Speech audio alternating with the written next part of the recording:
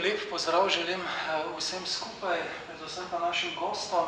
Tokrat nadaljujemo z našimi večerjo o etnologih in antropologinjah oziroma antropologih in etnologinjah v praksi. Kot ste se že navadili, poskušamo se pogovori prikazati ne samo zaposlitvene možnosti, ampak tudi izkušnje, ki jih imajo naši kolegi in kolegice zaposleni v različnih institucijah, ki niso nujno ozko strokovne institucije, v katerih so se doslej zaposlovali etnologi in kulturni antropologi, ampak tudi nekoliko širše zadeve. Mediji, kot veste, so ena od najpomembnejših stvari oziroma celo tista ključna podlaga sodobnih demokracij, brez katere se ne da. Hkrati s tem pa nikoli ni dano vnaprej, da so mediji takšni, kot so samoumevno dejstvo, ampak vedno znova ugotavljamo, da so mediji to, kar naredijo ljudje, oziroma predvsem to, kar naredijo ljudje, ki v njih delajo, ki medijo ustvarjajo. Zato sem zelo vesel, da imamo v mizje, jaz se bom upravičil, če bom morda kakšno ime povedal narobe, ker imam nekaj težav s spominom, kadar sem utrujen. Z nami so Marko Doles, na moji levi strani, ki dela že kar nekaj časa na Radiu Študent, tudi iz različnih perspektiv gleda na medijih, hkrati ga pa tudi preučuje v etnološkem smislu. Potem je Boštjan Kravanja, sem povedal kot kolega zaposlen na oddelku za etnologijo in kulturno antropologijo in vodi predavanje 2 iz antropologije medijev. Uršula Ana Mreža, ki vodi oziroma občasno ureja, še kakšen je zdaj tvoj status tam, moram priznati kulturo na televiziji Slovenija. Milan Vogel, preko smo se zunaj pogovarjali, sem omenil, da vi mlajši verjetno tega ne veste, ampak zame je gospod živa legenda etnologije in pa medijev pri nas, zakaj boste pa kmalu izvedeli. Potem je Andraž Magajna, tam na koncu še en predstavnik tistega, če mu rečemo Radio Študent pa neodvisni mediji. Računam pa na to, da ga bom pa vprašal še kakšno o novih medijih, zaradi tega, ker ima neposredno raziskovalne izkušnje pri diplomski nalogi o tej temi.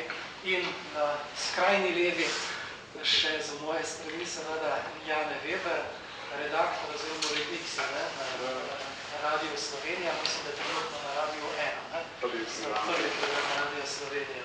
Tako da, kot vidite, imamo goste, ki imajo izkušnje v medijih, tako na radiju, kot na televiziji, v časopisju, kar se mi zdi zelo pomembno. Nove medije pa upam, da bodo naši, oziroma da boste pa vi, ki ste tule v občinstvu, bolj ali manj pokrili v prihodnosti, govorim seveda o internetu in pa o drugih tovrstnih medijih. No, jaz bi zdaj na začetku tega našega pogovora predal, kot sem že prej povedal, tudi za publiko, ne samo za naše goste, besedo Boštjanu Kravanji, da pove o tem, kako na oddelku za etnologijo in kulturno antropologijo skrbimo za izobraževanje študentov o medijih, oziroma kako je videti antropologija medijev v svoje oči. Ja, zdaj, na 2 dela imamo to razdeljeno. Pri predavanjih se glavno spoznavamo za temu, čemu rečemo antropologija medijev, se pravi bolj spoznavanje medijskega prostora, kakšne funkcije imajo v družbi, kako so ustvarjajo prostor, kako je bila zgodovina raziskovanja medijev, ko je občinstvo, ko so študije recepcije prišle v ospredje in tako naprej. Zdaj, tisto, kar je mogoče z tole omizje bolj zanimivo, je pa tako imenovana medijska antropologija. To je pa prav ena veja, ki je se v Ameriki najprej razvila, ko je pa prav fokus antropologov, da delujejo v medijih, skozi medije in da svoje v bistvu znanje prilagajajo formatom, različnim medijskim formatom. In tukaj v bistvu se študentje praktično spoznajo z neko, si izberejo nek določen primer, aktualen primer iz medijskega prostora in poskušajo predvsem ugotoviti, kako je to neko določeno sporočilo, ali je to nek dogodek, kako je to kontekstualizirano, v glavnem, da dekodirajo oziroma najdejo znotraj tega poročanja v nekem določenem obdobju, najdejo konotacije, ki pridejo pač v ospredje oziroma so v ozadju, v bistvu, da izluščijo prevladujoč diskurs in potem z alternativnim besediščem poskušajo ponovno to zgodbo na kratko povedati znotraj nekega formata za mediji, se pravi, iz podobe gremo bolj v tekst, bolj v besedišču, potem reformulirati to, kar se skozi medijsko mašinerijo ponavlja in kar se utrjuje. Ker značilnost tega medijskega poročanja je neverjeten fokus na dogajanje in na inercijo potem, da se čim več podrobnosti dodaja. In tukaj se potem ta kontekst, ki ga kot antropologi pa imamo zelo na široko postavljenega, se potem izgublja in se izgubi skozi te podrobnosti. Sami mediji pa imajo že vzpostavljen kontekst, ki pa gre, po mojem mnenju, se v bistvu vzpostavlja skozi precedens, skozi lastno zgodovino. Tako da, to je v bistvu vaja, ki jo potem vsak študent predstavi in vsak primer tako predebatiramo in dobimo potem en občutek za to, kako prepakirati, te družbene kontekste, ki jih poznamo v medijske, v te formate, ki so izredno ozki in je v bistvu zelo težko v tako kratkem času in v tako majhnem prostoru povedati tisto bistvo, toliko na kratko. Kakšen je tvoj občutek pri zanimanju študentov za ta predmet, glede na to, da seveda ni obvezna, ampak sodi v izbirne vsebine? Ja, mislim, da so zelo navdihnjeni predvsem pri tistih vsebinah, ki se nanašajo na popularno kulturo, na trivialne vsebine. Te stvari so najbolj zanimive, ker tam se najbolj vnamejo razna mnenja, debate o smislu, tudi o okusu in o tem, kaj pravzaprav sploh te trivialne vsebine počnejo, zakaj so tam. Tako da predvsem po tej plati je zelo živahno, ko si študent izbere tako temo. Če so pa kakšni tako aktualni dogodki, mogoče dosti zanimanja se mi zdi, da tako skozi leta je bilo, če je tema recimo islam in sploh pač to, kar je prišlo po 11. septembru, to je tudi pač dosti priljubljena tema. Skratka, odziva je dovolj in pa moje osebno mnenje je, da pač en tak predmet izdatno okrepi eno splošno opremljenost študenta za bodoče delovanje. Ja, zelo živahno je, včasih. Prav, bom prišel naprej, glede na to, da poznam vsaj malo tistih okoliščin, v katerem nastane neko diplomsko delo v navezavi za medije pri Uršuli Jani, ne vem, katere ime raje uporabljaš, vedno oboje, je tako, si takrat, kljub temu, da si že delala na televiziji, ko si diplomirala, vendarle jemala ta del medijskega dela kot nekaj, kar lahko postane tudi tvoj poklic. Se ti je zdelo, da sta vendarle etnologija in antropologija eno, delo, ki ga upravljaš v mediju, pa nekaj drugega. Pa kako gledaš danes po nekaj letih, recimo, kakšen mislim, Franček? Ja, se v bistvu začela sem delati tam že, ko sem bila absolventka, no, in takrat sem začela delati na informativnem programu. Takrat se mi je zdelo, da se izključuje, no, se pravi, da je delo v mediju neki, delo na fakulteti nekaj drugega. Potem sem pa prešla v kulturno redakcijo, tle pa se mi zdi, da se veliko bolj prekriva, no, seveda ne čisto, kako bi si želela, ali pa zamislila, ampak se mi vsem zdi, da se držimo, no, neke te etične strukture, neke kredibilnosti, nekaj, kar bi mogoče v drugih programih, kar mogoče pogrešam, čeprav niti ne na televiziji Slovenije, ker se mi zdi glede tega še dokaj močno, no, in pač res najbolj kredibilen medij danes.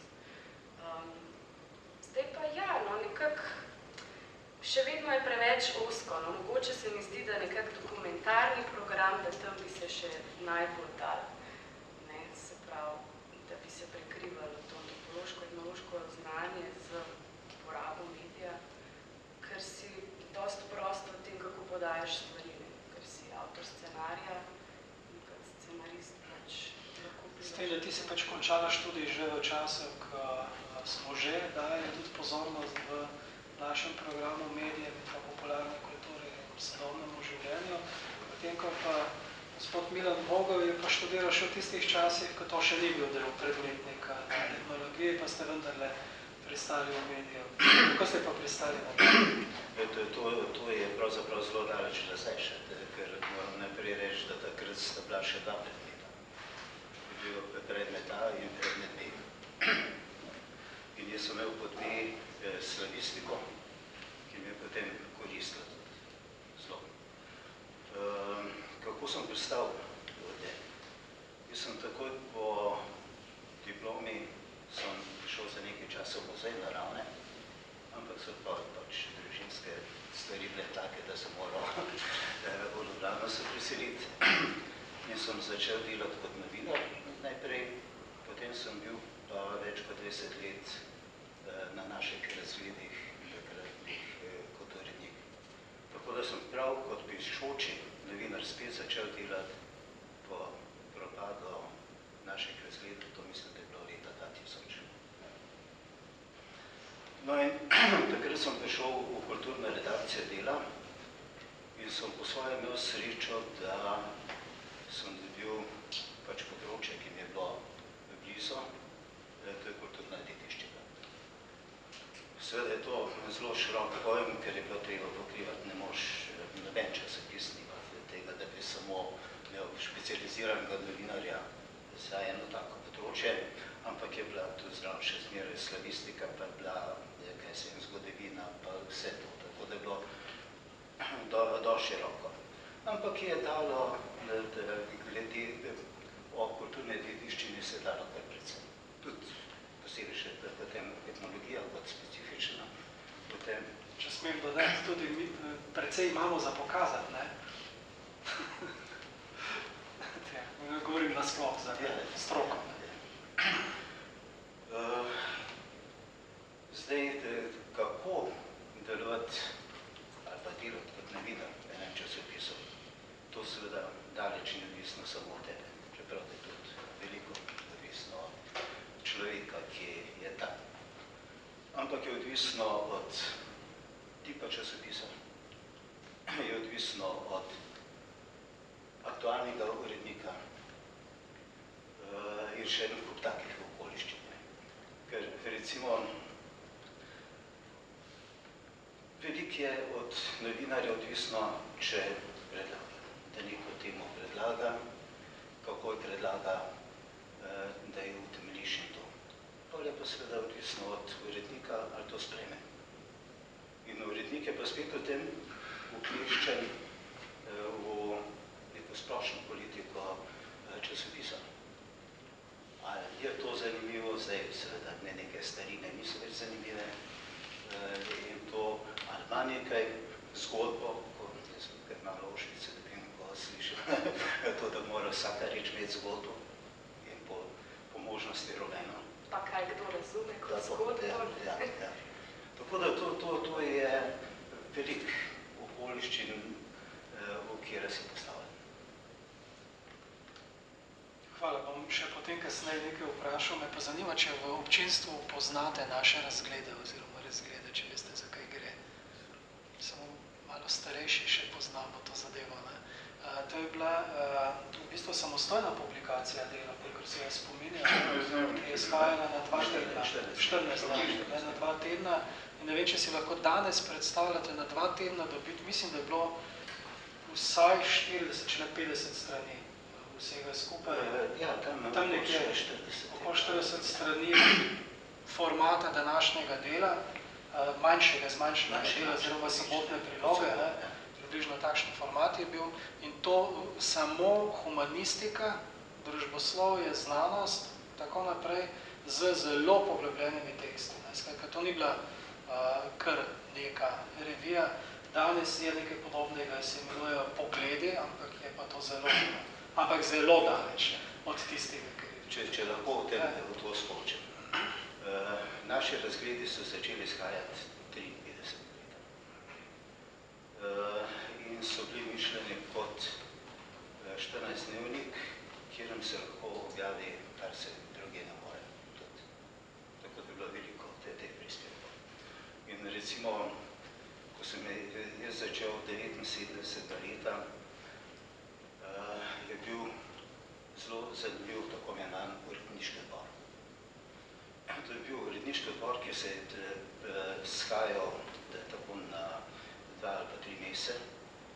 In od njem so bili zastopani v bistvu ljudje od univerze, do zdravstva, pedagogika in to.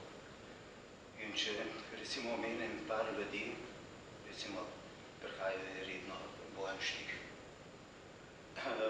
Ljubo Balcon, še pokojni, seveda zdaj že dolgo pokojni, Goričar, sociolog. In ta uredniški odbor je imel nalogo, pač, da so ti ljudje, vsak za svoje področje, vzeli v branje tekste, ki smo jih delili. Ampak ne, da bi cenzurirali. Jaz moram reči, da se ne spomnim nikoli, da bi to cenzuriral. Ampak vsak je bil tako rekoč strokovnjak na svojem področju in je članek, ki ga je dobil, strokovnega stališča ocenil. In seveda s tem, ko so redakcija bila takrat tudi na Cankarjevi, in to vsak dan je bilo polno ljudi in tu so se izmenjavale ideje pa mnenje. To se je tudi čutilo v končnem produktu, to moram reči. Čeprav mene osebno, seveda v tistem času še razgledi niso tako zelo zanimali, pa so bili vseeno zanimivi. To je kompliment. No, zanimivo pa je, da je potem, recimo, sem imel tudi tak primer, ko me je kolegica, ki je delala en učbenik, je napisala o transformaciji časopisov slovenskih. In če bi nekaj napisal. In jaz začnem ti zbrati. In vse drugo je bilo od, ne vem, pač na pamet rekel, kjer je časopis, vsi časopisi. Naši razgledi niso bili z besedo omenjeni. To je zanimivo. V redu, v tem prvem krogu bi jaz še predal besedo Janetu na drugi strani, z 2 razlogov, zopet na drugi strani. Ti si pa po drugačni poti prišel v etnologijo. Ti si bil pa najprej novinar, potem si pa postal etnolog. Pa me zanima, kakšen je pa pogled, ko pa prideš iz ene druge sfere v etnologijo in kako danes gledaš na povezavo. Jaz sem prišel pred zid, da sem pač mogel nekaj doštudirati. Ni bilo nujno, ampak pač uvidel sem, da je čas, da nekaj doštudiram, ker se lahko zgodi v bližnji prihodnosti, da bo treba diplomo pokazati. Pa se še do zdaj ni, ampak okej. In začel sem delati najprej na Radiu Študent leta 1989, sem bil tam slaba 4 leta, leta 1993 sem šel na Val 202, zdaj sem pa 6 let, se mi zdi pa na prvem programu, tako da to mi je v bistvu 3. radio, tako rekoč. Takrat sem začel pol študirati te študijske programe, tretje, približno sem vedel, kaj me zanima, etnomuzikologija, folkloristika, ljudsko slovstvo, pač nekje tam sem se najdel, in takrat sem se pač vpisal, študiral sem ob delu, in to zelo hitro, tako da sem, v bistvu junija sem bil še na predavanjih, septembra sem že diplomiral, da je bila zadeva vroča. No, lahko rečem, da mi je to znanje zdaj v teh letih, zdaj točno koliko je, ker sem diplomiral, zdaj še doktorat moram letos dokončati, ja, dobil sem neke nove poglede, nove, kako bi rekel, nova orodja, nove nazore, malo začneš gledati, znaš opazovati, znaš analizirati zadevo in tako naprej. Tako da neka znanja sem dobil in mislim, da jih s pridom uporabljam. Moram pa reči, da zdaj svoje delo vidim v takih malih diverzijah, ki sem jih kar nekaj naredil. Recimo to, da na drugem programu ukineš dnevnik ob 10. zvečer, to je bilo še pred par leti, si nisi mogel zamisliti. Imamo koncert, pokličem, sorry, bomo rekli, da je na prvem, da so poročilo na prvem, mi prenašamo koncert, ne moramo prekiniti, skratka, to je to. Preden sem jaz, pa ne mislim, da je zdaj to samo na zasluga, da ne bo pomote. Pred 20 leti, ko sem prišel na radio, afriške glasbe tako rekoč ni bilo. Enkrat se spomnim, da sem na začetku zavrtel Boubacara Traoreja, Santa Maria, naslov pesmi, in so se takoj usuli telefoni, zakaj vrtimo muslimansko glasbo. Hvala Bogu je bil tehnik na programu tako brihnan, da je rekel, da če poja Santa Maria, da ni to, da vem kako. Takrat si mogoče enkrat na 2 leti slišal Mirjam Makebo, in to je bilo, kar se tiče Afrike, vse. Zdaj je to v dnevnem programu, v nočnem programu se vrti, seveda imamo tudi šodra, še in še, ampak to so neke take male diverzije, ki se program spreminja, snemamo ogromno koncertov, veliko tudi nekih recenzij, nekih tam, kjer tudi delo etnologa lahko pride nekako do izraza, pa še je bilo tega veliko, ne bi se več hvalil.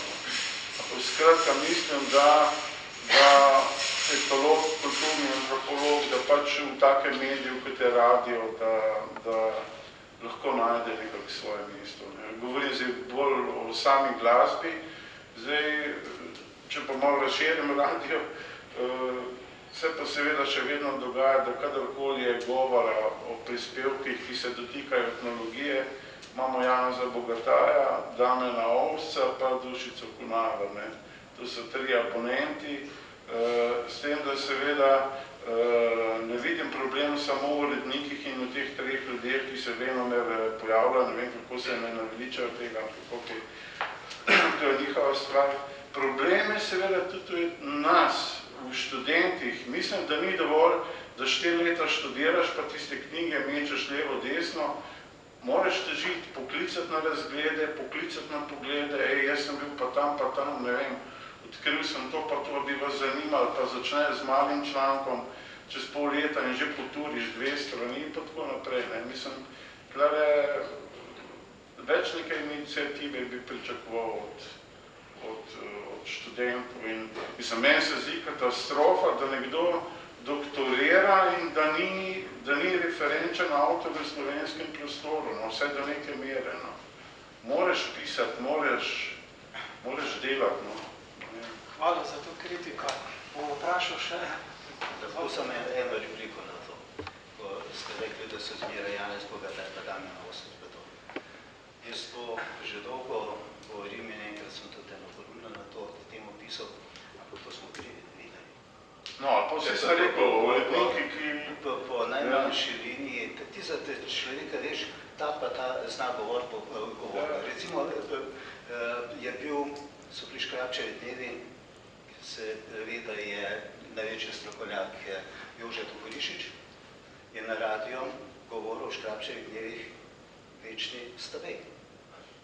To je lenoba novinarjev, ko ne poišče ali ne spremlja, ali pa ne išče istega novega človeka, ampak ve se zasigura, da ta bo pa že povedal, da bom zapolnil program ali pa da je časopis. Mislim, vsekakor moramo etnologi znati delati, znati zagovarjati to, kar delamo, imeti znanstvene temelje, to mislim, da študij ti da, definitivno, mislim, če neč drugega znaš citirati, že to je včasih veliko. In moramo znati odgovarjati na replike, da ti nekdo nekaj uporeka, da ne daš tako je rep med noge, pa greš, ne, da poveš, da znaš vreč neko tezo, ne vem kaj, to se mi zdi zelo pomembno. Pa biti hiter, povedati, ne vem, zdaj pa, kaj že ta drežnica, pa nekaj raziskovati, najti kaj novega, jaz ne vem. To si dobra istočnica, se upravičujem, Natalija, da še ti nisem predal nič besede, ampak bi vse da dokončal ta prvi krog z Andraža, ki sicer pod drugim imenom nastopa v mediju na Radiu Študent in me zanima, kakšna je pa tvoja izkušnja tega preskoka, ki sicer ni ravno včerajšnjo, ampak je pa predvčerajšnjem, skratka po diplomi začeti delati samostojno, v mediju pokazati nekaj in ti si pravzaprav, po mojem mnenju, vsaj jaz imam ta vtis, pa ne vem, če se motim, ugotovil, da samo skozi en medij se ne moreš izražati, tako da si kar precej razširil zdaj še polje svojega dela. Pa mi zdi, da ta tvoja izkušnja, kako lahko kot etnolog pokažeš to, kar je zdaj Jane tako sprovociral? Ima se zdaj veliko stvari, nekaj povedati. Se bom sam na zadnje vprašanje sredotočil. Ne vem, meni se zdi, da sta vse to dva različna jezika manj, ne? Študij sam terja nekako, ne, pa zahteva, ne vem, znanstveni jezik, recimo temu, ne? Uporabo znanstvenega aparata, pa tako naprej. Medtem, ker v mediju sem malo drugačen, kot je Boštjan prej omenil, ne? Malo časa je, ne? Nekaj je treba na hitro narediti, ne? Hkrati veliko povedati, pa spet ne dati poenostavljene slike, ne se zanašati na ene in iste ljudi, za katere vemo, da služijo mogoče nekim drugim interesom, kot sam informiranje, pa tako naprej. Tako da to se mi mogoče zdi, no? Tako nakrat, da ni ista stvar. Seveda se lahko s pridom uporablja stvari, ne? To, kar je rekel, ne? Jane, ne pač. Analiza, opazovanje, ne, pa te stvari, to se zdi vrhunsko, ne. Ampak ta razlika se mi zdi, da je nekako ni zanemarljiva, no. Lahko bi jaz tudi tle dodal, ne, da nekaj plusov pa le tudi imamo, ne, kljub temu, da se pogosto zdi, da je medijski prostor tako ozek, in tako fokusiran, da se ne da nič povedati, ne. Je vseeno pa žanrski nabor zelo pester, ne. Recimo kot antropologom mislim, da nam reportaža, ne, kot žanr zelo leži, ne. Ker je to pač nek obdelan nek primer, dovolj pač prostora je, da je mogoče tudi iti bolj v globino, da je mogoče opozoriti tudi na procese, v katerih je neko dogajanje vpeto, ne, in tako naprej. Mnenjske oddaje, izobraževalni programi, izobraževalne oddaje, ne, razni tematski orisi in tako naprej. V glavnem, to je en plus, ne. Drug plus je, da podobo, vsaj, če govorim recimo o televiziji, ne, da ta nadvlada podobe, ta slika, ne, to podobo lahko ustvarimo z učinkovito metaforo, ne, tako da mislim, da pri jeziku smo tudi zelo močni, ne. No in tretji plus, ne, je pa naklonjenost primerom, ne. Se pravi, tisto, kar počnemo kot antropologi, se ukvarjamo z tem, da obdelamo ta primerček oni, ampak v naših člankih, v naših monografijah so pogosto primeri zelo kratki, ne. Je v bistvu samo en tak, ne, hiter posnetek, ne, in potem razpravljamo naprej o kontekstih, o kontekstu, v katerem se je ta primer pojavil. Ne. Tako da prav bistveno ni nujno, ne, da se naše temeljno delo, naš temeljni študij, to, o čemer beremo, da se prav bistveno razlikuje od tistega, kar je v medijih. Da se dobiti, ne. So plusi, seveda so pa tudi minusi, na katere je treba pa biti pozoren, ne, pri, recimo, predvsem pri komunikaciji, recimo z novinarji, pri kratkih izjavah, ne, takrat, ko je res fokus in ozek prostor, takrat je treba pa paziti. Ne. Smem samo, nisem izhodil pohodil, sem samo pozoril mogoče na to, kje je mogoče en ta, ne, razloček med kot znanostjo, recimo pa medijem, ne, drugače pa se strinjam, pa da se tudi, ne vem, marsikaj narediti, poprobati, ne, mogoče bi tle omenil to, kar tudi dole sprš počne, ne, ker smo mi dva enkrat tudi pač poprobala, ko smo pač sam radijski program, ne, se pravi, ne, eno smeno, ne, tako vzela kot neke vrste teren, ne, da smo pač raziskvala radio, ta zgodovina radija, pa tako klicali. Zdaj si mi vzel priložnost, da sam povem, zakaj sem posebej še Marko te povabil danes, ne. Ni bil edini razlog, prav ta vajen krasni eksperiment, ne, torej teren uživo na radiju, ampak tudi razumevanje medija, ne, ki ga pa Marko na vsej dva, če ne na 3 različne načine daje skozi, ne, skratka raziskovalno, aktivno, ne, in še eksperimentalno hkrati. Jaz sem tudi se vrnil na fakulteto, naprimer zaradi radija, ker enostavno prej izgleda, da nisem imel zadosti samozavesti ali ne česa. In potem na radiju dobiš to, ker se pač delaš v mediju, vidiš na špikerje, oni berejo, eni pišejo tekste in enostavno te potegne, posrka ta medij te zmerno posrka. Mislim, jaz sem mislil, da bom tam 2 leti, pa sem zdaj že 10 let na radiju.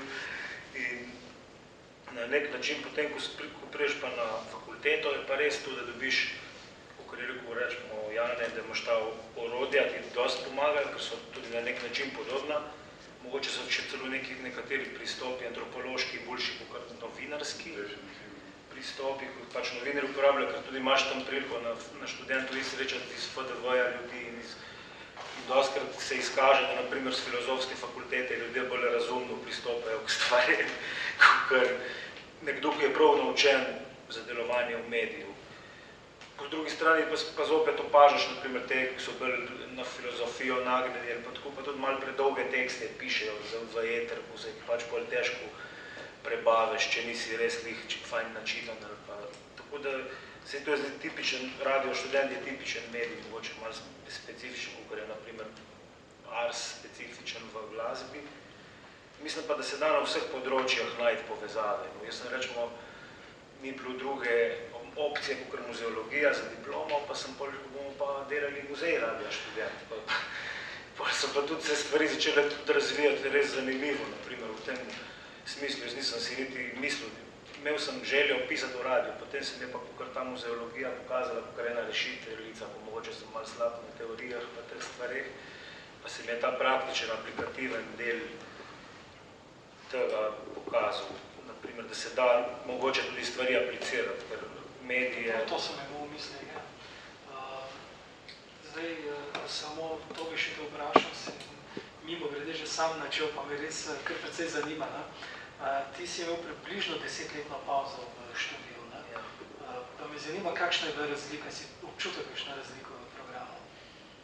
Jaz rečemo, ko sem začel študirati, nisem niti točno vedel. Jaz sem bil v vojski in sem tam bral, so ustanovili so institut študij, antropologije, jih prvo leto je bil 94, da se mi zdi.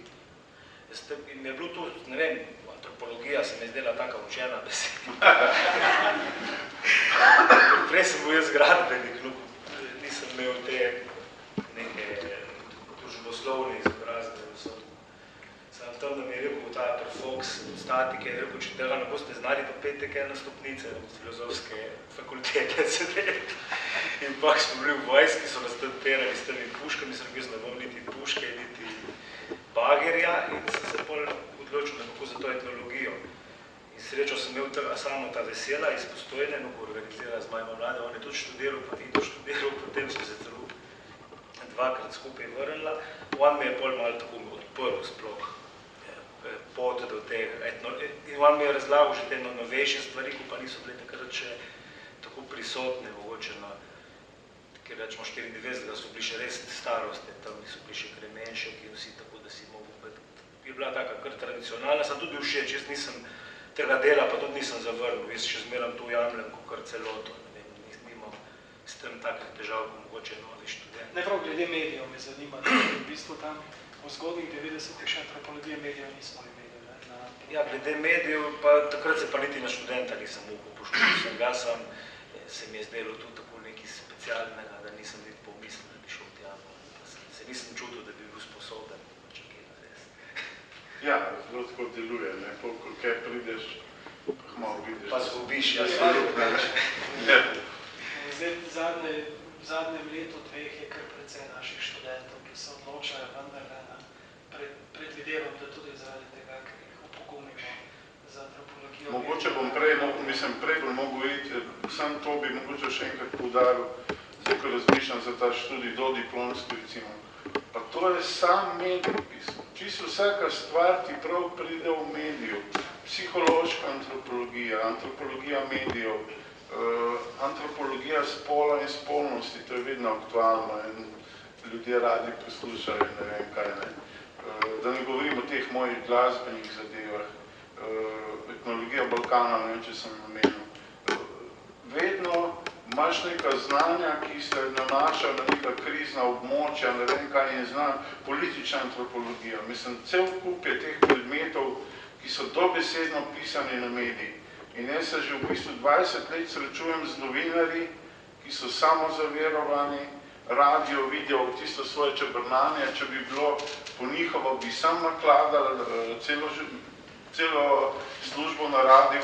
Jaz sem pot celo dobil idejo, da bomo to kdaj realizirali, da bi imel oddajo pod delovnim naslovom Govorimo o glasbi. In bi 1 uro samo govorili o glasbi, pa sploh ne bi glasbe vrteli. Pa imeli, ne vem, kaj vem, zdaj je umrl Tomaž Pengov, zrk, dobiš 5 mandeljcev noter in 1 uro se govori o Tomažu Pengovu. Ne bi bilo doma 1 ura, tako vedno. No, se veš, kaj mislim, ne. Skratka, z novinarji je hudično. Pa uredniki so, bodi si ne znajo, bodi si so leni, ne, ampak to je za ljudi, ki bi radi delali včasih samo dobro, ker da pokličeš, jaz bi pa to imel jo v redu, napiši 3 strani prav. Pa mogoče še prebral, ne bo pa bo objavil, ti pa dobiš honorar, ne. Jaz sem pisal tudi za vse žive cajtange v Sloveniji in ne vem, če sem 2-krat naletel na urednika, za katerega bi lahko rekel, da je urednik, ki je zadevo prebral, ki mi je poklical preko, je tam pa že malo nakladaš, da je tisto malo skrajše, pa ne vem kaj ne. Tega je zelo malo, no si kolega mogoče ve. Tako da tle so možnosti. No, pa bom jaz zdaj. Ne vem, mogoče bi tle nekako spreobrnil malo in bi Boštjan tebe povprašal, kako bi pa lahko antropolog upravljal raziskavo, da bi nekako s tem tudi izboljšal medije, da bi se dejansko osredotočil na same slabe strani, ki jih tudi prinašajo mediji, na korupcijo, na cenzuro, na te stvari. Ker govorim, mislim, antropologija medijev na eni strani je to, kar si ti predstavil, ne vem pa, koliko se sama akademska sfera ukvarja s takšno vrsto raziskav. Prav z raziskavo, kako bi jo zastavil, mislim, mi pravzaprav medije treba pogledati najprej kot na podjetje. Ne? In z vso to v bistvu hierarhično urejeno strukturo. Tako da, tako kot vsako drugo podjetje, pač bi moral v bistvu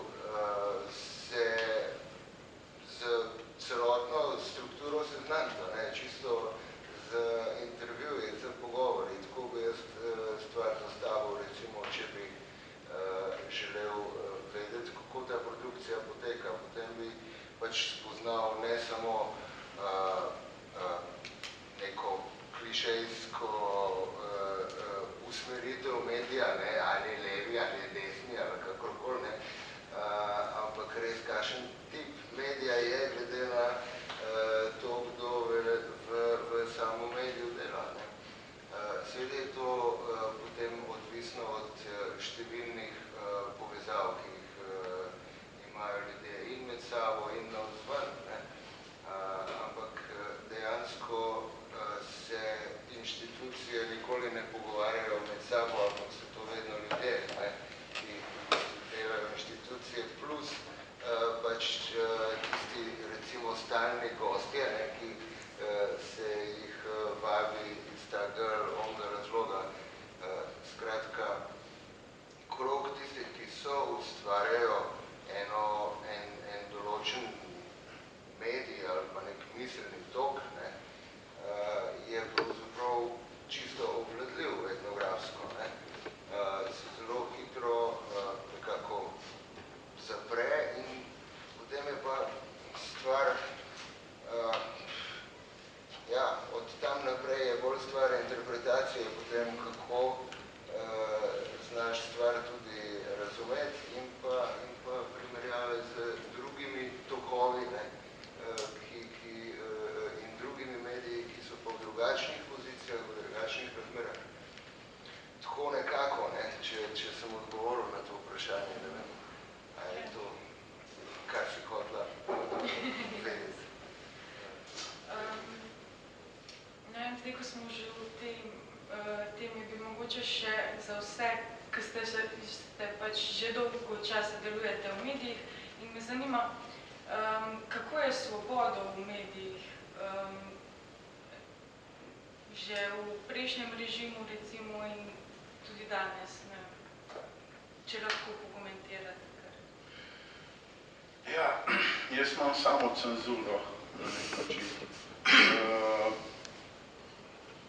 Zdaj smo imeli zelo dober primer, kaj sem po svoj. Povabili smo kolednike na radio zjutraj ob 11. Odprli smo vrata studija, priklopili mikrofone in koledniki so prišli v studio. Na kar se kolednik začne hecati, kako ste videli bolj na križ ali na zvezdo. Je bila urednica, hvala Bogu, toliko pronicljiva in hitra, da je v stotinki sekunde odgovorila, veliko nas je, pa vsi smo različni. Ampak kot če reči, veliko nas je, koliko nas pa dela, je pa drugo vprašanje. Zdaj tako je, če boš, Ranko je celo bil v oddaji Protest in glasba, kaj že bilo, pred par meseci, no, oddajo ste začeli z Hej brigade. To se vsujejo telefoni. To je cela uzbuna, to ne moreš verjeti. Zdaj smo imeli en teden nazaj gosta, ki je hotel imeti himno belogardistov naprej zastave slave. In zdaj kaj narediti? Spustiti te stvari v eter. Jaz jih raj ne spuščam, imam neko samo cenzuro, zdaj je to dobro. Načeloma pa ljudje, ki so nad tabo, noben ne bo tega opazil, dokler ne bo pismo v delu, pismo bralcev, zakaj na prvem programu ob 10. dopoldne vrtijo Hej brigade, ker to vse, ki so jim partizani belogardiste pobili, pač žališ njihova čustva, ne vem kaj in tako naprej. Drugače bi pa kdaj doživel, da bi pa, ne vem, no. Jaz sem imel tak mogoče primer, ki se ga najbolj spomnim, je bil tisti, če se verjetno spomnite, ko je, mislim, da je bil Bush mlajši v Iraku in je en novinar vrgel vanj čevelj. Se spomnite tega dogodka. No in takrat so želeli, ne vem zdaj iz katere televizije, iz ene manjše televizije, da stvar pokomentiramo tudi na našem oddelku in sem se javil in pričakoval sem, da bo verjetno situacija taka, da ne bom mogel odgovoriti na vprašanje tako, da bom pač odgovoril na novinarjevo vprašanje, ampak da bom najbrž moral reformulirati njegovo vprašanje in potem odgovor. In natančno to se je zgodilo, ker takrat je bila pač značilno za medije je, da ko se ena taka stvar pojavi, da nastane neka inercija in da se začnejo stvari ponavljati. mogoče najbolj ponovljen dogodek, ki smo ga kdajkoli videli, v 11. september, skozi eno in isto. Letalo. Ja, ista podoba, tokrat ponovljeno. No, skratka, in tukaj je nastala ta inercija, ali je to, da vržeš čevelj v nekoga, ima neko posebno simboliko v muslimanskem svetu. In to se je potem razneslo, da v bistvu to menda v muslimanskem svetu pomeni posebno žalitev. In natačno to je seveda bilo vprašanje, jaz kot antropolog, se pravi, kot tisti, ki naj bi nekaj vedel o neevropskem, o nekih drugih svetovih, povem, ali je to res. In to utemeljim pač z nekimi dodatnimi podrobnostimi in podatki. In seveda, seveda, pač poskusil odgovoriti s tem, da je v vprašanju napaka in da bi pač vprašanje moralo biti, kaj je Bush storil, oziroma kaj so Združene države Amerike storile Iraku, da je dolgo karkoli že, da je bil na tak način napaden, da to vprašanje pa ni bilo v medijih obravnavano. Tako da to je recimo en tak primer, ko pomemben del medija tudi marketing. Je recimo, če bi bil zelo hiter, bi posnel reklamno za čevlje, maso buje tudi vas, boš dobil glavo čevlje. Jaz moram imeti, se upravičujem, zelo zanimivo me bilo, no, me prav šel. Upam, da še kdaj. Če lahko se navežem na to, ko je kolega omenil te žive oddaje. Zame so marsikdaj te žive oddaje na radio so katastrofa. Ker so ljudje, mislim, veš, da čez jutra ne more iti nekam, kako pa na radio, kontaktno oddajo poklical. Nekaj takega večkrat sem videl tudi ta poštne predavanje, po sobotne prilogi. Tam moraš biti, kaj tam prihaja. Enkrat je eden, pa je zdravnik je to poslal suhega golova, v bistvu. Ker je protestiral proti nečemu. To so nekaj ljudi, ki se pojavljajo vsak dan. Lahko vsak dan napiše pismo, ali pa poreče. Če se pa vrne k osnovnemu vprašanju, o svobodi. Svoboda je po medijih zelo, se mi zdi, večplastna. Prva je recimo, ne prva, ampak ena od teh, je, ti imaš v tiskanem mediju točno določeno. Naslov, toliko pa toliko znakov. Podnaslov, toliko pa toliko znakov. Povod, toliko pa toliko znakov.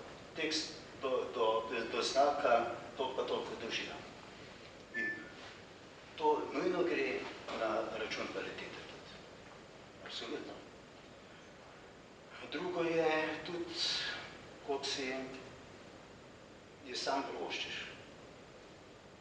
In koliko to znaš prepričati urednika, pa dobro, vse so tudi uredniški sestanki ali pa sestanki redakcije in tam je zelo pomembno. To je tudi kako, recimo, drugi kolegi, če te pač v nečem podprejo, laže, da prideš skozi in to.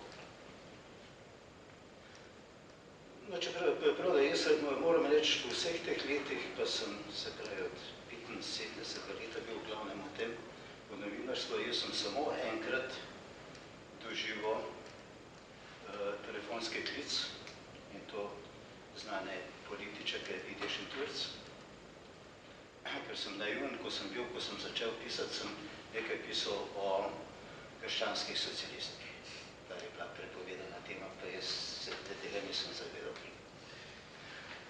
No in naslednje jutro takoj telefoniram Lidija Šentjurc in je bil urednik, je bil takrat, se ga verjetno spomnite po teh pogovorih, Silo Teršek. No in nekaj časa poslušam in potem pravim, jaz sem dal novinarja, ki je to pisal in dam ven in Šentjurča je bila znana, da je imela zelo močan glas. In sem jaz kar tako malo držal, ki je me to. Potem sem pa rekel, prostite, Tošica Šentjurc, Jaz sem to delal po knjigi Zgodovina eno na Slovenskem, Metoda Mikuža, ki je pa seveda bil priznan zgodovinar v partizanskih vrstah. Sem rekel, in če to ne drži, potem tudi moj zapis ne drži. V hipu je spremenila ton in pravi, oprostite, pravi, veste, imamo mi enega našega zgodovinarja na CK-ju. Našega zgodovinarja, ki se ukvarja s krščanskimi socialisti. Pravi, pa on nekaj napisal. Tist ni napisal nikoli nič, bil je pa minister v prvi vladi. Televizija je tudi en tak medij, ki si pač najprej seveda, mislim, odvisen od tega, koliko časa dobiš na razpolago, ne, se pravi za en prispevek minuta 20, tako je zelo malo, lahko poveš samo neko informacijo, kaj se dogaja. Ta prispevek ne pač vsebuje neko izjavo, ki je lahko dolga recimo od 30 do 40 sekund, kar lahko kot novinar narediš, pač z nekim znanjem, recimo antropološkim je, da pač poveš osebi, poglejte, delam prispevk, ki bo dolg minuto 20, prosim, dajte mi povedati strnjeno izjavo, ne? Ker potem ti pač ni treba rezati, ampak seveda se to redko zgodi. Drugače pa zelo odvisno od urednikov, no? Na žalost je tako, da pač jaz kot novinar prideš na redakcijski sestanek, kjer se pogovarjamo o temah, ki pač izbere urednik, oziroma ponavadi, če niti ne urednik tvoj, ampak njegov nadrejen, oziroma se pravi, ne? Če se zgodi sredi dneva klic, zdaj treba neko temo narediti, se pač to temo mora narediti. To je zelo nehvaležno, no? Ker se pač dostakrat lahko vržemo karkoli. Drugače pa prav, da bi pa kakšen primer zdaj me prešinano, se spomnim, ker sem bila še čist, ja, prav absolventka, ker sem začela delati na informativnem programu in da sem delala prispevk o poti ob žici. In sem dala v napoved, da je pač potekal pohod po poti spomina in tovarištva. Halo, to je bilo grozljivka, kako si lahko kaj tacka sploh dala v napoved, kako si to dovoliš, na kar sem jaz se pač znajdla in sprintala PR sporočilo poslano z mestne občine Ljubljane. In pač, poglejte, ne, in povsod je bilo navedeno tako, da pač. Ampak to je recimo ena letna stvar, nisem se pa nikoli s takimi temami. No, recimo, edin, kar mi je pač še šlo v nos je, da so včasih želeli anketo, ki bo pač potrdila eno ali pa drugo stran. Se pravi, ne glede na to, kaj sem jaz dobila na anketi, kakšne izjave so bile, so pač hoteli, da izločim tiste neje, oziroma to je bilo tisto, kar pač zaradi česar sem se tudi pol predstavljala v drug program, recimo, mislim, več takih stvari. Se pravi, da niti ni bilo treba, da je ura otežena. Ja, ne. Glede enih stvari. Da velja upozoriti na ključno razliko med našim etnografskim pristopom, ki ga pač zagovarjamo, oziroma v okviru katerega delujemo v etnologiji oziroma antropologiji in pa novinarskem. Nam ni treba uravnotežiti informacij. Ne? Mi pač tisto, kar nam etnografija da, opišemo. Ne? In nam ni potrebno reči, aha, mnenja so različna, dajmo poiskati neko sredino ali pa nekaj, kar že imamo naprej. Čeprav se pa dogaja tudi pri etnografiji, da poskušajo etnografi porabiti kakšne citate sogovornika pa sogovornic v potrditev njihovih teorij. Ne? Ampak takrat izpade pa zelo smešno, moram reči. Ne? Andraž, tebe bi vprašal, prav v zvezi s tem, o čemer zdaj govorim, ko sta, kaj že mi Velah, Gregor, ne? Ko ste delali diplomsko nalogo o mediju, ki mu rečemo internet, ne? Še posebej o enem balončku v tem internetu, ko mislim, da ga zdaj ni več praktično, ne? Je izginil, torej Second Life, ste imeli ena pričakovanja, ne? Kaj se bo dogajalo, na kakšen način se bo zgodila. Pričakovanja so se vam popolnoma porušila, ko ste vstopila v tisto internetno resničnost. Ne?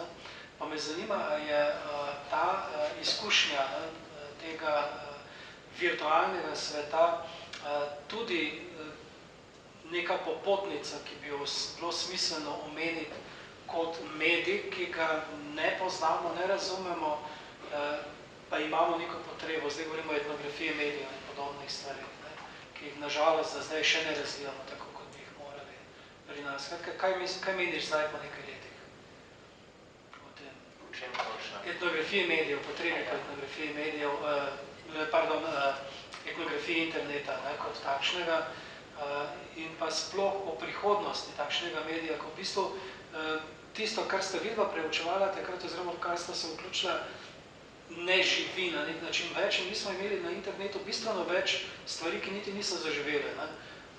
Blogi, ne vemo, morda bodo zaživeli, morda bodo postali neka alternativa. Kakšno je tvoje mnenje? Po moje je etnologija na slovenskem, kako bi rekel, kle malo zamodila verjetno. Ne vem, nisi se s tem, se mi zdi, to ukvarjati, z internetom konkretno. Zdi se mi, da je to en medij, ki se hitro spreminja. Zelo hitro se spreminja in bi ga zato pač bilo fajn, recimo, opazovati že samo dinamiko tega. Meni se zdi tako osebna izkušnja, recimo, tudi če gledam pred samo raziskavo, kot uporabnik, če govorimo o internetu, se mi zdi, da se spektar dostopa hkrati sicer navidezno zelo razširil, v nekem smislu se pa tudi zelo ožil in se tudi vedno bolj oža, se mi zdi, postaja vedno težje do nekih stvari pride. Se mi zdi, da je po eni strani hecen, mogoče se mi zdi radio veliko bolj, mogoče zato, ker delam na takem radiju, po kar je rekel prej Doles, ki je malo specifičen. Se mi zdi v nekem smislu trenut veliko tudi lahko večjo možnost izražanja, pokritijo neke take stvari. Ko sem razmišljal o tem, koga vse povabiti, na kak način pokriti še tale del, sem ugotovil, da pravzaprav nimamo nobenega blogerja, ki bi rekel, etnolog, antropolog, bloger, ki bi ga poznali kot nekoga, ki je uspešno vzpostavil recimo eno tako strukturo in tudi nimamo kaj bistveno več poznavanja tega medija nasploh. Tako da tukaj je še odprto polje, odprto vprašanje. Bom pa malo obrnil potem nazaj v čas. Gospodu Milanu Voglu sem že prej povedal, da je ena od najbolj fascinantnih stvari, ki jih danes ne moremo razumeti, ta, da je bilo delo nekoče zares izjemno velika ustanova, ki je tudi producirala ogromno informacij in dala ogromno temu celotnemu našemu kulturnemu prostoru. Danes se je časopisna hiša Delo skrčila, predstavljate si je fizično, iz tiste stolpnice, ki jo vsi poznate, na, jaz mislim, 2 nadstropji, v resnici je pa samo še 1 nadstropje in pol ostalo od vsega tega, kar je bilo Delo. Me zanima, ali je mogoče sploh današnjemu mlajšemu občinstvu razložiti, kaj se je s tem pravzaprav zgodilo skozi vsa ta leta. Ja, je. V času Tozdov je Delova hiša imela 12 Tozdov. To so bili take Tozde, recimo dnevnik Delo, revije, potem je bila grafična priprava, tiskarna, potem je bil gospodarski vestnik, potem je bil Novi tednik v Celju, potem Zagrebški Globus, pa ne vem, skratka 12. In ko se skupaj smo gradili to Delovo hišo, mogoče malo socialistično smo gradili, ampak ker smo zaradi tega imeli tudi nižje plače, ker smo tja, da se je to gradilo. No in potem največ je v bistvu vlagal dnevnik. To je dnevnik Delo, časopis, ker je dobil subvencijo. Ko se pa to začelo lastniniti, je bil pa tak absurd, da je časopis bi moral biti tiho, da je dobival subvencije, ker se ne bi mogel lastniniti.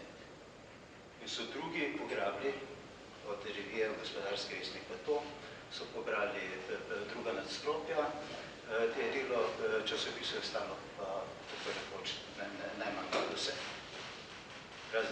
Dobro, ostala je tiskarna, ampak tisto tiskarna je tudi Delo potem gradilo in to.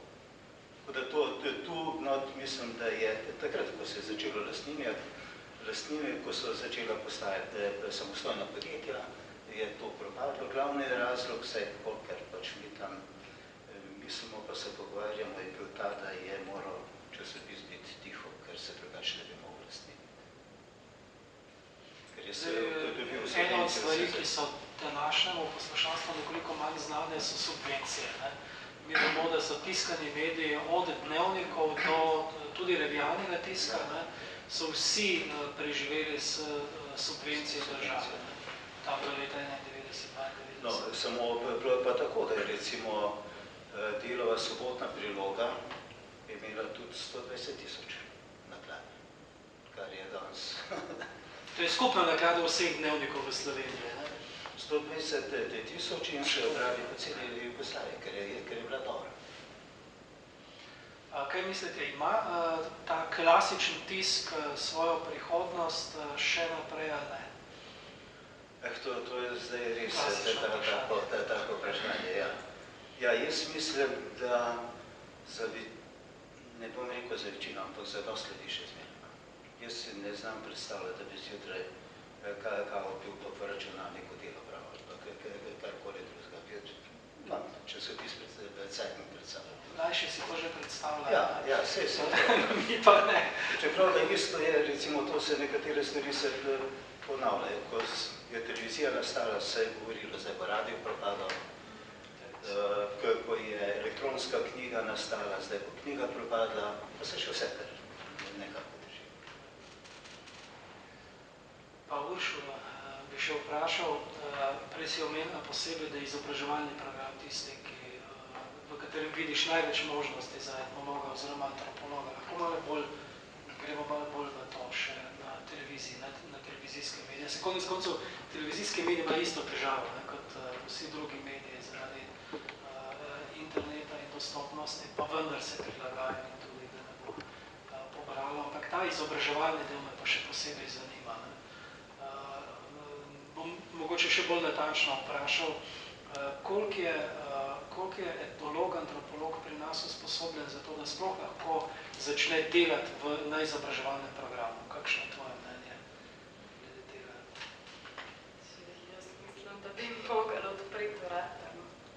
Skratka, mora biti pritisk od spodaj. In dokumentarnem programu. Je pa res, da ta medij tu je zelo zaprto.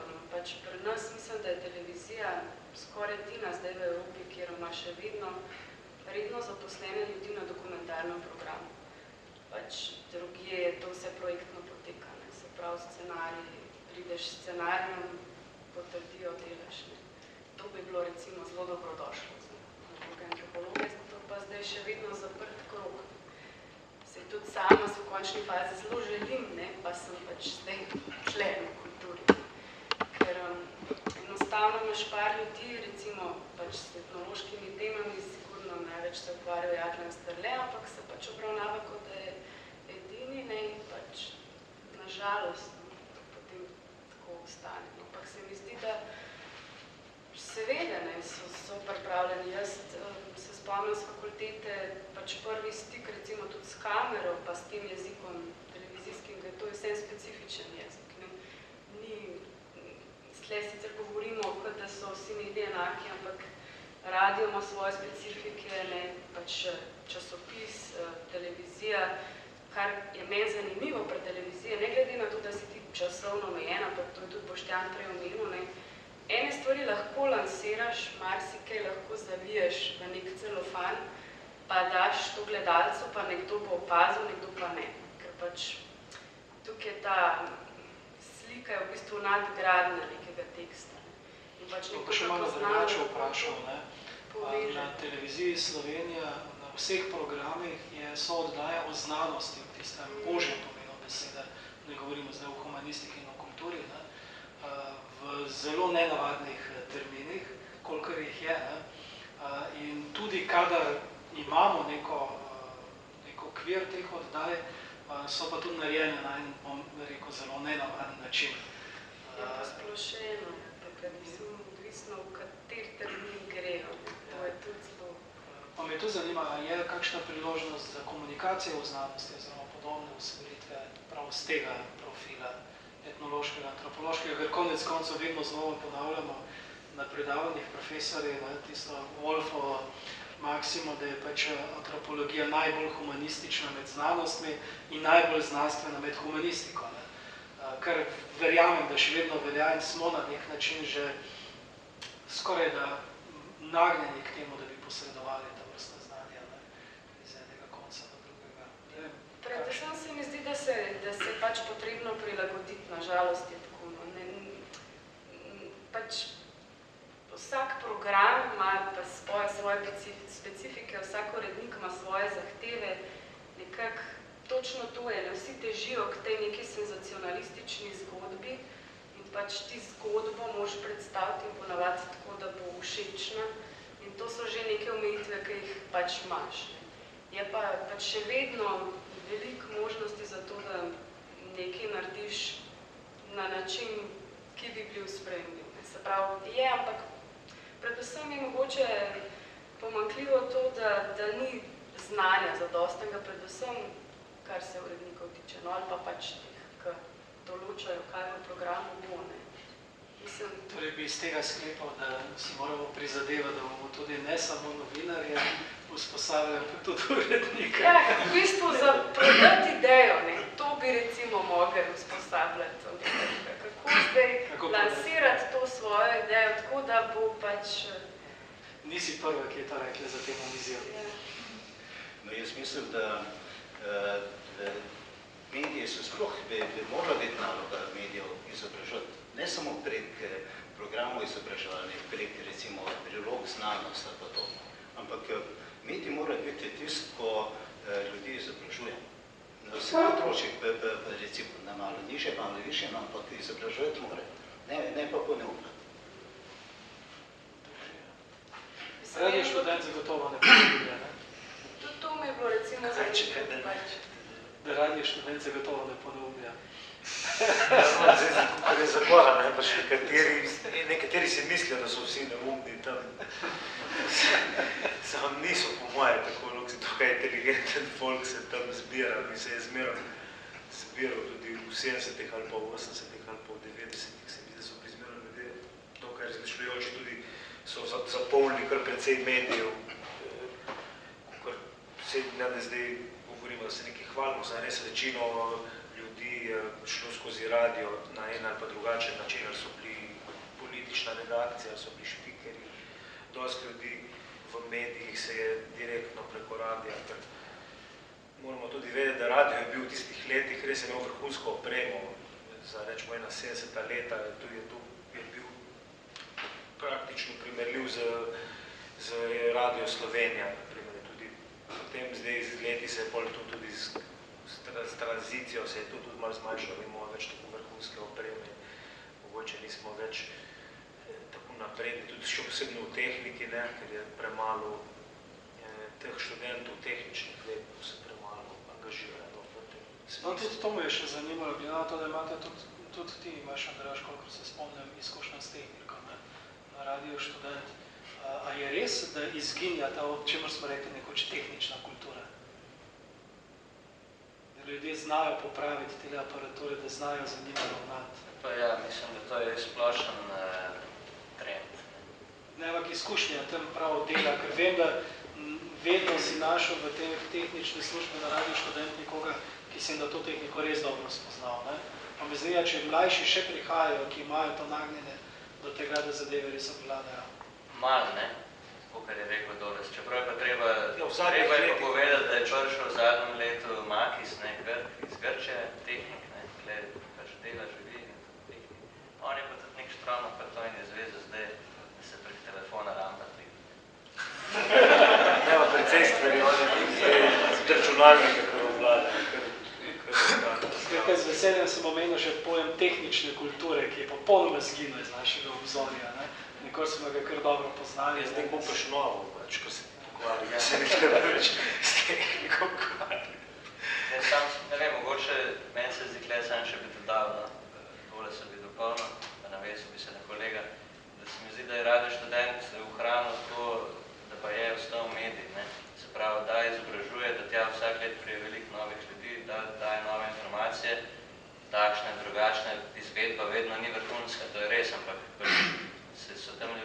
trudijo. Vrti se mi zdi, veliko glasbe, različne in novosti in tako naprej, ne? Kar je pomembno. No? Potem, če gledamo spektr radio, se mi zdi, da malo radio, kolikor jih je veliko, upravlja to funkcijo. Ne?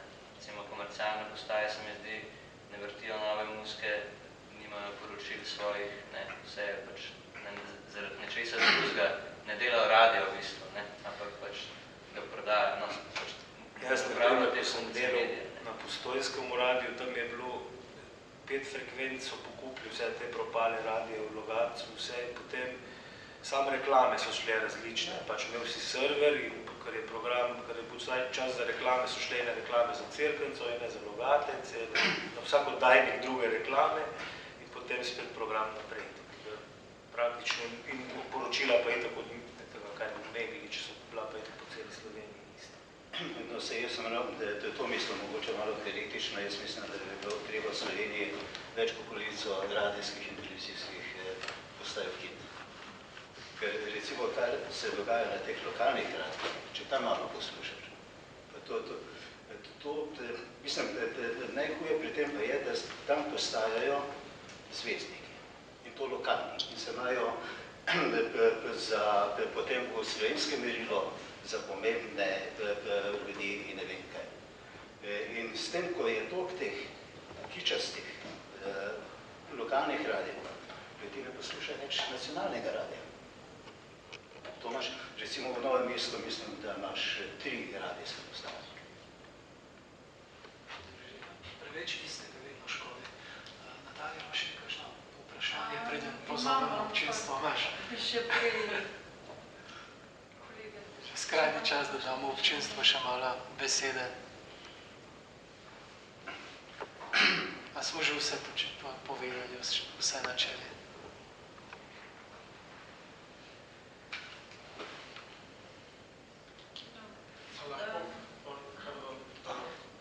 Ste že malo svobode, kaj pa recimo neka politična hegemonija v medijih, kadrovanje, koliko pa kaj tega?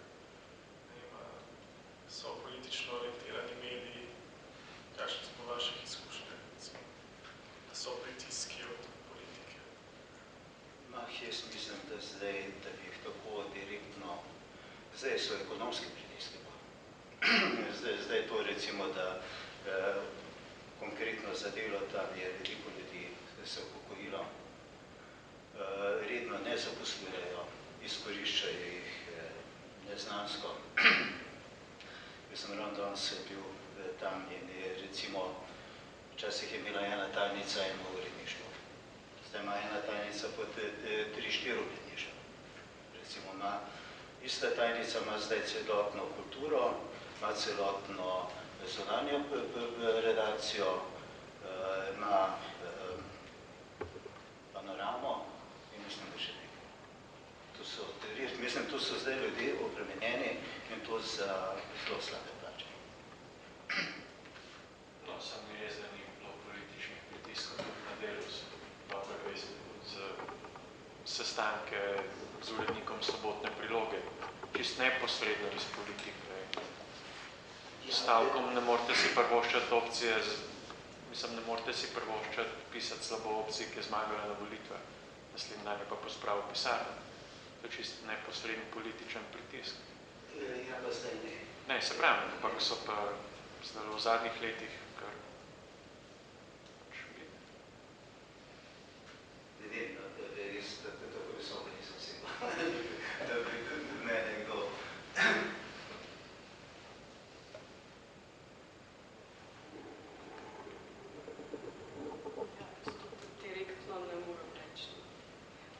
Verjetno večje ribe občutijo, ampak ekonomski pa sigurno, sploh za mlade.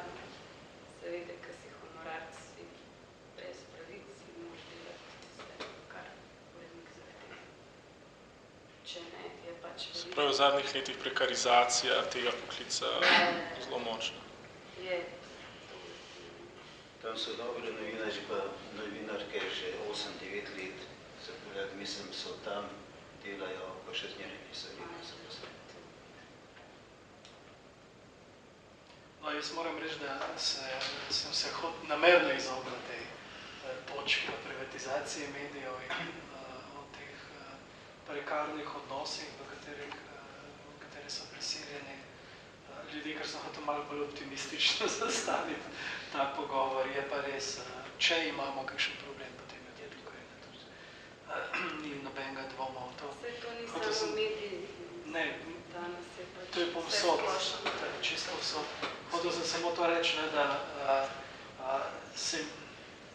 prej sem poudaril posebej, da je država nekoč subvencionirala medije. In to ne zato, da bi jih kupila na ta način politično, čeprav tudi jasno, da v tistih okoliščinah prejšnjega režima, pa vendar je s tem naredila bistveno več koristi, kot pa sedanji lastniki, ki imajo medije, tako kot si Marko ti povedal zelo jasno, za te radijske postaje, samo zato, da oglašujejo, njih čisto nič drugih ne zanima praktično. Ampak o oglaševanju smo se že pa tudi pogovorili. Celo tako daleč je šlo, da recimo jaz blizu od Najgerskega, pa Hrvaške države. Recimo nacionalni radio veliko teže, da bi se moram prav pomatrati, da dobim tretji program, ker so druge postaje tako močne, imajo tako močne frekvence. Imate še kakšno vprašanje, kakšno? Mene pa nekaj zanima. Koliko sploh imajo ljudje, ki niso etablirani novinarji prostora v časopisih oziroma medijih? Če jaz začnem pisati, koliko časa se bo morala truditi in pošiljati prispevke? Recimo, da nekdo začne pisati dobre prispevke. Koliko časa se bo truditi? Včasih je bilo to lažje, danes je to težko, zaradi enega samega razloga, ker ni honorarja. Ker so ukinili in zdaj so pritisnili na to, da morajo zaposleni, pa polzaposleni, dosti več delati, za honorarne sodelavce pa ni. Aha, pomeni torej, da pisma bralce, recimo. Ja, ko je se stan, ali pa kakšno napišeš. Ali pa kaj se stan. Ali pa vezi. Okay,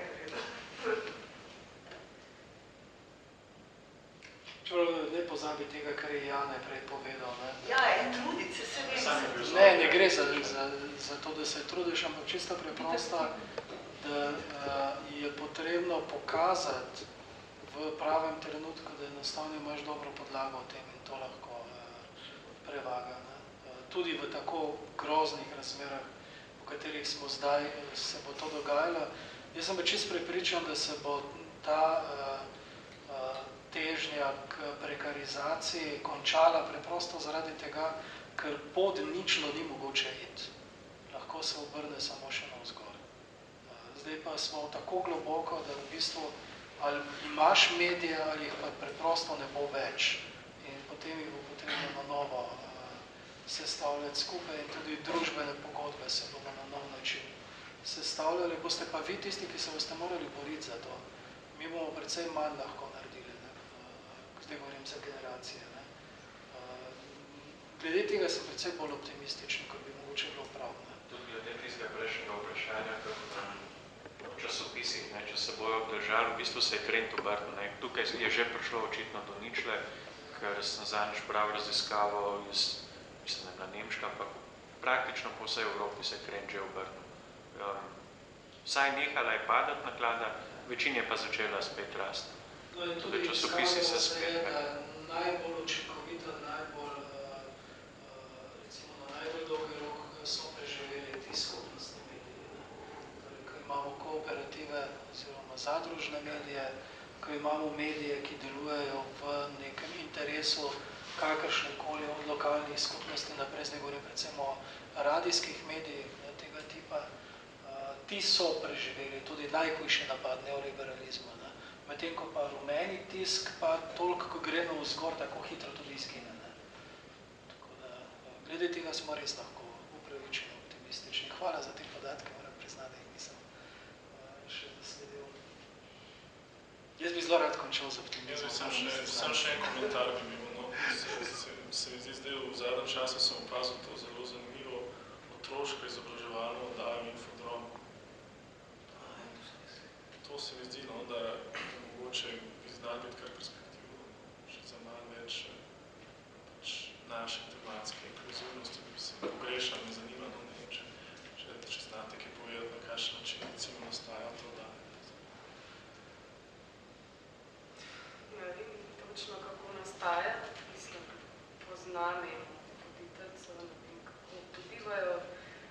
da je kar dostih agencijskih novic, no.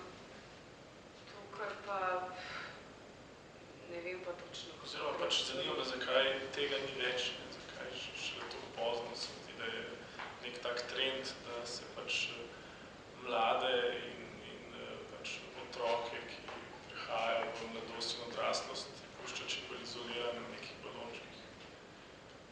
Zakaj tega ni več otroškega izobraževalnega programa? Pač delamo tudi Ker ni denarja. Zdaj postajajo neki, mi smo imeli radio Fužine na Radio Študent, ker se je v šoli Fužinski so se pač izobraževali osnovnošolci, pa so imeli pa svoj radio, pa so imeli odmori, delali program. Pa se tudi pozna, pa tudi mlajši prihajajo. Mislim, da zdaj so že, imamo celo v jutranjem programu enega srednje šolca, bo prav take že kar tekste, komentarje piše in tako se razvija tudi v to smer. Pa zdaj ta ena delavnica po fulere. To pa ne. To nisem čisto. So bili pa tudi eni mlajši. Tako da neko zanimanje obstaja. V tem bi se moglo razvijati, da mediji tudi izobražujejo. To bi mogla imeti tudi nacionalka, to je res izobraževati, ker je nacionalna televizija čim več ljudi. Da imajo možnost, reko preko. Se to veliko ljudi pride, ne, s PDV-ja. Se to je pač problem, da samo s PDV-ja pridejo na nacionalko. Mislim po tej lahki poti, ker za vse ostale so zaprta vrata. Jaz sem imela srečo, da sem pač šla na audicijo, ko sem jo naredila. Ne. To pač redki novinarji danes sploh imajo upravljeno audicijo. Večina jih pride s PDV-ja na prakso in potem ostane na televiziji. No, tole je pa ena stvar, ki se je zgodila, mislim, da okoli leta 2002, mislim, da 3, ko se je sprejemal, ni bil toliko, mislim, da ni zakonska zadeva, ampak je pa povezan z zakonom o RTV in o javnih medijih. Da pač tam piše noter, da se lahko zaposlijo diplomanti FDV-ja, zaradi tega, ki imajo pač podlago, ne? Drugi pa pač niso omenjeni. In to je en problem, ki ga imamo. In ta model se je potem razširil tudi na ostal v druge medije, nažalost. Vem pa, da za javno televizijo. Čeprav da žal s FDV-ja v bistvu najslabše novinarje prihajajo. Ja, so dejansko so velike razlike med novinarjem s FDV-ja, ker nima nobenega znanja. Ne gre za to zdaj, da bi šimfali, ampak izkušnje tudi moje generacije so takšne, ne, da ti potrebuješ človeka, ki ima dve stvari. Ne. Eno je znanje o nekem določenem področju, drugo pa je komunikacijske veščine, kakršnekoli tipa. Ne.